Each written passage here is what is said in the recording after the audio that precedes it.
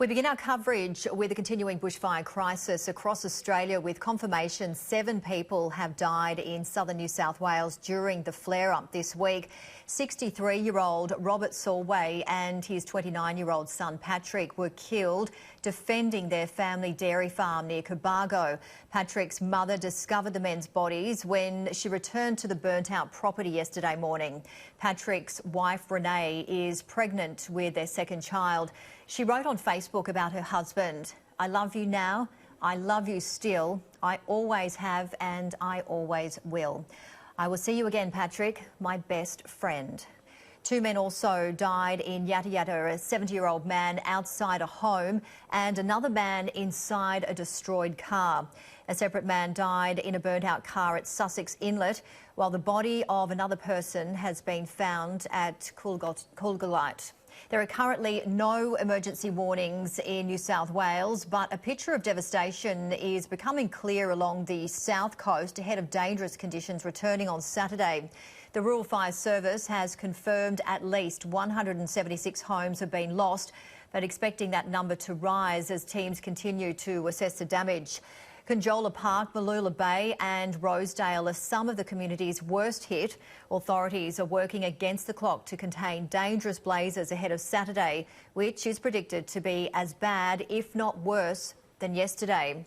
Charlotte Mortlock joins me live now from the Rural Fire Service headquarters in Sydney. Charlotte, terrible news as the death toll continues to rise. Yeah, Janie, it's pretty heartbreaking as we see these numbers come through. So far this bushfire season, we have now lost 15 lives. 3 of those are Rural Fire Service volunteers. Now, 8 of those have been lost over the past few months across northern and central New South Wales. And then we have also lost 7 lives since Monday across southern parts of New South Wales, as we have seen this flare-up of ferocious and volatile fires burning across particularly the south coast of New South Wales. Now, it is unfortunately likely that we will see that number climb as we see fire crews gain access to remote locations.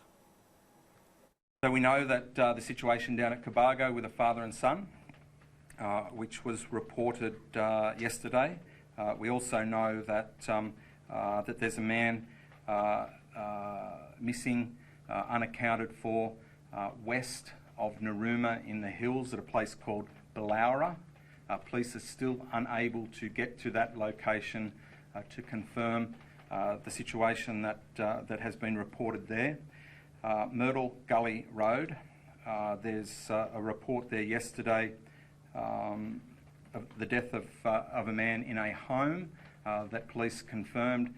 No trauma, no significant burns.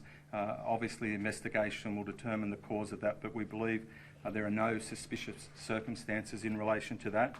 So they were the deaths that I talked about yesterday, 4. And then, of course, today we have the 3 deaths. The police have confirmed Tierney Road at Yata Yata, which is near Lake Conjola, a body found in a vehicle there. One at Sussex Inlet, also in a vehicle where police confirmed the deceased body was located. And then we have down at Coolgolite, ambulance officers have told us about a body that they have located there deceased. And then we have the incident that's unfolding at the minute at Lake Conjola, where a house has been destroyed by fire and the occupant is reported as missing, and we're sifting through that now. Janie, in some breaking news just in this last half an hour, we have seen one of these fires elevated to an emergency warning. Now, that's the Dunn Roads bushfire. It's burning southeast of Wagga Wagga in the Riverina region, I should say, of New South Wales. So far, it's burnt through around 10,000 hectares. So residents around that area do need to be cautious. At this stage across the state, we've got 100 fires burning. 6 of those are also at a watch and act level, and they're burning across southern parts of New South Wales. We've got around 3,000 firefighters working on the ground to try and contain these blazes. So far across the southern parts of New South Wales, just since Monday, we've seen 176 homes destroyed. That takes the total count for the entire bushfire season close to 1,000. We've seen 916 homes destroyed But thankfully 16,000 homes have been saved by the efforts of our firefighting teams, who are doing an incredible job. Now, we do know as well that we are expecting conditions to deteriorate rapidly on Saturday. It is going to be an extremely challenging day, and the RFS is being realistic. They're saying there is no way that some of these bushfires will be contained by then. Most of the area that's been impacted, certainly in the south, is on the ranges. So the ranges, and then obviously fires that have then impacted in the coastal area. There's a lot of area still on the ranges around that Snowy Mountains, Kosciuszko area. There's a lot of area, to the south and west of Canberra that hasn't burnt. Some of those areas are the concern I said about the new lightning that started. There is still significant amounts of bushland that can still burn. We are very concerned about the threat that poses on Saturday, given the amount of fire we have in the landscape now and our inability to be able to get containment on those fires. And it's not about the number of firefighters. You could have 10,000 firefighters on each fire. We would not be able to get around these fires just because where they're burning is in such an area that's just not easy to get to. And there's no easy containment lines. We'd have to get earth moving in to try and create containment lines. So it isn't just simple to try and get around these fires, and that's why I guess I'm being upfront and saying we won't get around them. Residents across New South Wales flocked to the South Coast over summer for their family vacation and holidays. Now, many of them have had that turned on its head because of these bushfires. Of course, it is creating huge problems for many of them. They're stranded and stuck. With many of the main highways, the Princes Highway and Hume Highway, there have been closures across multiple parts of those roads, and that is really causing some anxiety for those holiday goers. Also, exacerbating that is the fact that many of them don't have phone reception, they don't have power, so they can't communicate with their loved ones to even let them know that they are okay. This is no doubt an inconvenience and not a good situation for them to be in. The RFS, they have sympathy for them, but they say at the moment their priority is safety, and they'll take as long as they need to restore these assets. People need to be patient. We want to get more emergency services in there to try and begin the recovery and bring some of those communities back to some sort of normality. I know that people ask me, well, how long will it take? It will take as long as it needs to. It will take as long as it needs to be in terms of that we can do these things safely.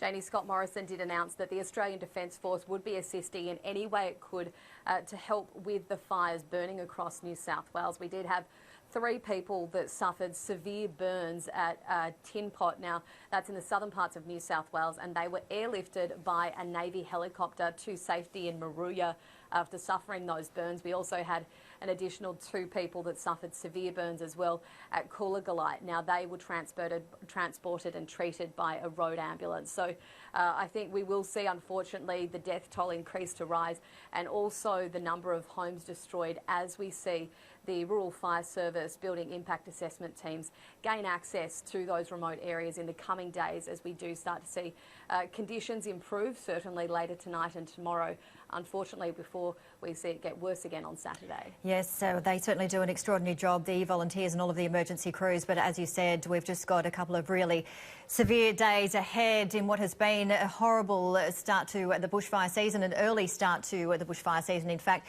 Charlotte Mortlock, really appreciate the update. We'll talk to you again soon. That's Charlotte there at the New South Wales Rural Fire Service. Scenes of devastation and despair, they are emerging on the New South Wales South Coast, where 6 residents have died over the past 2 days and more than 150 properties have been destroyed. Sky News reporter Tridi McIntosh spent the day on the South Coast. She filed this report for you. The worst possible start to 2020 for hundreds of homeowners. A trail of destruction after bushfires ravaged the New South Wales South Coast, killing 7 people and destroying 176 properties. This is what's left of the main street of Cobargo, a small village of around 1,000 people in the Bega Valley, nearly 400 kilometres south of Sydney. The fire so fierce it melted the phone booth, leaving buildings in ruins. It's also torn apart the community, 2 local men losing their lives when the fire ripped through. Father and son Robert and Patrick Solway tried to defend their dairy property just out of town. Patrick's mother discovered the two men's bodies when she returned to the burnt-out property. Patrick's wife Renee posting a tragic tribute on Facebook. "I love you now, I love you still, and always have and always will. I will see you again, Patrick, my best friend." While conditions have eased, fires have had a heavy impact from as far north as Nowra and stretched down to the Victorian border. One man died near Lake Conjola, north of Ulladulla, found in a burnt-out car on a road off the Princes Highway. Another man found dead in a vehicle near Sussex Inlet. Ambulance officers finding one other body at Kalinga Light. 89 properties around Conjola Park were also destroyed in the devastating blaze. Further south in Bateman's Bay, streets completely wiped out in Rosedale North. 15 homes there burnt to the ground. While the town of Mogo has been impacted, one bright spot amongst the fires, firefighters managing to protect its famous zoo and all its animals. The total number of properties destroyed is yet to be determined, as fallen trees and power lines hamper efforts. In the Bega Valley, the small town of Kwama has been hard hit. At least 5 homes destroyed, its church burnt to the ground. I've been speaking to residents in this town who stayed to defend their properties. They tell me that they were terrified to hear the roar of the wind and the fire coming across from the mountains. They say when they heard and saw this church going up, they simply did not think that they would be able to save their homes in this town. But many of them were able to do so, telling me that they stood here with shovels beating as embers came towards their properties. Water in this town was also cut off. They thought they would be able to hose down their houses, but there simply wasn't enough water or pressure in the system to do so. Residents left now to count the damage, with a long fire season still in front of them and dangerous conditions returning as soon as Saturday. Trudy McIntosh, Sky News.